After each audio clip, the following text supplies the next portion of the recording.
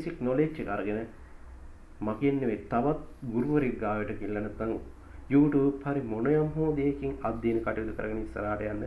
ඉතින් මම මේ පාඨමාලාව තුළ ඔයාලට කරන්නේ මූලික බේසික් නොලෙජ් එකක් ලබා දීම. ඉතින් එතනින් ඇඩ්වාන්ස් මට්ටමට ඔයාලට මම හෝ තවත් ගුරුවරු ඉන්නවා. ඔයාලට කැමති ගුරුවරයෙක් ගාවට ගිහිල්ලා ඉගෙන ගන්න. මොකද ඔයාලා වෙනුවෙන් උගන්වන්න අපේ සමාජය තුළ ලොකු ගුරුවරු පිරිසක් ඉන්නවා. ඉතින් එයාලගේ දැනුම ඔයාලට ලබා දෙනවා. ඉතින් මම විතරක් නෙමෙයි. ඉතින් ඒක නිසා ඔයාලට මේකෙන් යම්කිසි ස්ටාර්ට් එකක් අරගෙන ඔයාලට ඩිග්‍රියක් දක්වා යන පාරක් හදා ගන්න පුළුවන්. එතකොට මේක ග්‍රැෆික්ස් ශ්‍රේෂ්ඨයෙන් විතරක් නෙමෙයි සමහරට කවුරු වේද කියලා මම දන්නේ නෑ දුවේ පුතේ.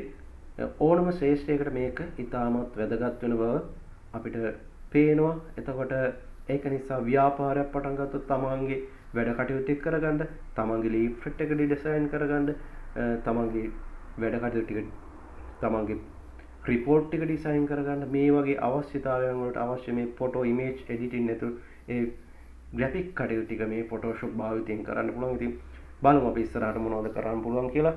ඉතින්